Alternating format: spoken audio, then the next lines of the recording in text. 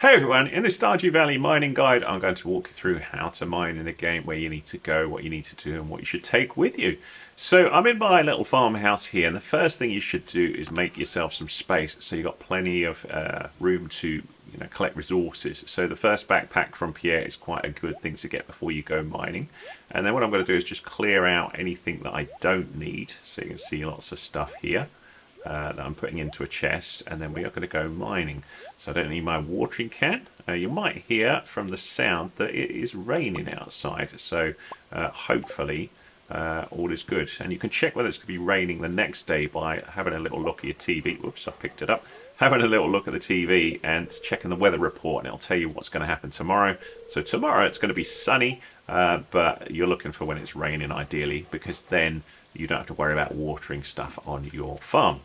So the route to the mines gets unblocked on day 5 of spring, so you need to wait till then, and then you'll get a little message from Joja saying that the route to the mines has been cleared, and then you can go there. And the route I'm taking here to the mines, you'll find them near Robin's house. So we go sort of north from the farm, and there's Robin's house there, and we will go across to the mines. Now, you can probably see in my inventory that I've got a sword, and the sword you get given one of those the first time you go to the mines, so don't worry about that. The cool thing about going mining is you're not only going to get resources, but you get to have a bit of combat fun as well. So this is the mine, and the first time you come in here there'll be a dude who grants you, greets you from the Adventurers Guild, and he grants you a sword. It's a rusty old naff one, so I've got a slightly better one, but you'll get a sword there to start out with. The things that we've got here, this isn't in operation yet, this isn't in operation yet, and you can't go this way yet until you've upgraded your pickaxe substantially, which we can't do right at the start of the game, but we can go mining. So the way it works is this: you'll find a ladder on each level, and if we right click on there, we go down to a level, and you'll see we've got some rocks in here and not a lot else. So the idea here is that we want to go down further and further in the mine to get cooler stuff. So we need to hit these stones, and each time we do that, you'll see that my energy will go down a little bit. And what I'm looking for is that. So we need a ladder to go down to the next section. And basically, the further down we go, the more stuff we will find. So what you're looking for when you do this is interesting items like this. So there's some quartz. And you're also looking for certain rocks that may give you more interesting stuff, which there isn't a lot here. Yes, there is. That's what we're looking for. You see that funny bobbly one? So that is copper. And if we hit that with our pickaxe, happy days, we get a bit of copper ore. So you'll be able to make copper bars with that. And again, we've got the same thing here, that we would just hit the rocks until we find a ladder. Now, what I'm going to do though is I'm interested in trying to go down further. So if I go back to the ladder and say leave the mine, you should come back up to the top area. And every 5 levels you go down, you'll be able to use the elevator. So we've got 5, 10 and 15. And I'm going to go down to 15 and give you an idea how this works. We're going to do 5 levels of here. And the further down you go, the more beasties we get. So I've got my sword at the ready for any of these. And some of them are really easy, like that one. Other ones, that thing, if I whack that, it'll grow into a big horrible fly that'll come and attack me. You'll also get different things that you can have a little go with. Oops, hang on. Let's get that out of the way. That you can attack, such as this strange crab thing here. So we'll get rid of that. There we go. But the dirt, if you've got your hoe, you can whoops, hang on. You can till this, and sometimes you'll get things like geodes pop up, sometimes carrots, like so, and you can eat those carrots, so they can be quite useful to get yourself a little bit of energy. Sometimes stone, so it can be worth having a little look in the sort of dirt in these areas that we've got here. I'm not quite sure why some of this isn't tilling quite right, but you get the idea. I suppose it's just because it's a slightly funny shape. Oops. So we get that one as well. And sometimes you'll get clay from here as well. Just hoping we was going to get some clay, but I don't think we got any there. So we just look around, you can see there's a much bigger slot of that here.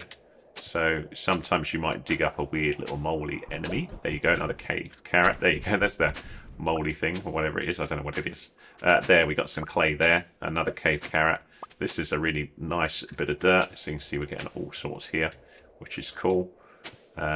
So that's a good thing to do. And I don't think you get mining leveling up for tilling, but you will get at least those bits and bobs that we were talking about. So that's a good place to get clay from. If you bring your scythe, sometimes you'll be able to get fibre like here. And the other important thing as you're mining is to keep an eye on time, because it is very easy to lose track of time and then get yourself in trouble as you're down in the mines. So you want to be looking ideally to clear 5 levels pretty swiftly if you can, because the further down you get in the mines, the more stuff you have access to. So if we could get down to level 40, then you can start finding iron and things like that. So, you know, the deeper you go, the more nice resources you get. So when you're clearing fibre, that doesn't use any energy, but when you're mining, it does. So I am keeping an eye on that sort of energy usage here. So sometimes you get some beasties like this who are quite annoying to attack because they jump all over the place. So you can see, and they can like sort of make you go quite slow, as we see here. Other enemies like this fly thing can be quite annoying as well because they can fly in different directions at you. But each time you're doing combat against these guys, you will level up your combat skills, so that can be quite cool. You'll also get bug meat sometimes, but things like those will turn into those big fuzzy flies that we saw a minute ago. So here we can see that it's not really clear where I go next, so it's just sometimes when you take on an enemy that will drop a ladder, but most of the time you're ending up having to hit lots of rocks to find the ladder down. So you can see at the top right, the time is swiftly going across, or you know, swiftly moving along. So I'm only on level 16 and I haven't found the way through this level yet. So while we had a good sort of bit of progress initially, we haven't on this level. So I'm looking quite swiftly, as swiftly as I can, to try and find the way out if I can, which could be anywhere. You know, I think it's a little bit of luck sometimes with the route, and sometimes you'll get lucky and sometimes not. Whether it varies or whether you just got to hit so many rocks, I'm not sure, or whether it's always a particular rock will have the exit, I don't know. But I will probably skip forward in the video if I can get down to level 20 just to show you what happens then. So I'm now on level 18 and we're going to go down to level 19, and you can see it's 10 o'clock at night, so I do need to sort of get through here as soon as possible, because if I get trapped in the mine, I'm in trouble. I would lose 10% of my income and hopefully be taken home but of my gold. So you don't want to be going down here with loads of gold, so go down here with not that much, but I'm hoping I can get through here fairly quickly and just find that level 20 just to show you what happens. If you take an axe, anything wood like this you can break open, so we found some wood there. You can see loads of beasties here. So 12:30, if that gets to 2 PM I'm in big trouble, so I'm just trying to move real quick. Hopefully get to the right area, but you can see this is a big old area that we're in. So 12:50.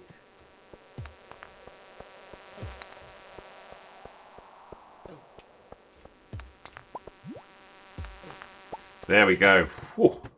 We just got there. So we get ourselves a little reward here. We can open this up. I've got myself a cool sword, which is great. But I do need to get home real quick. So I'm going to hit this, go back to level 0, and hope that I can get home within the next few minutes. So we're going to move real quick and just see whether I can get home without collapsing. Not got long to do at 1:30. Oh man, it is so close.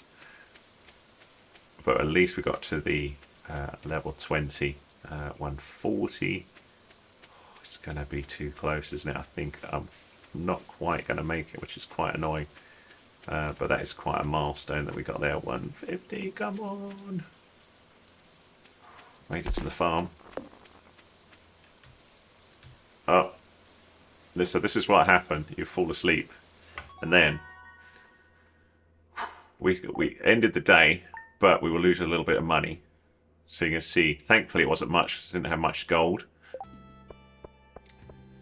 So here's a slime, and these ones you have to complete, or rather get lots of those. Sometimes they will drop you sap or slime, but defeating those can help with certain quests for the Adventurers Guild, and as it will taking on other enemies as well.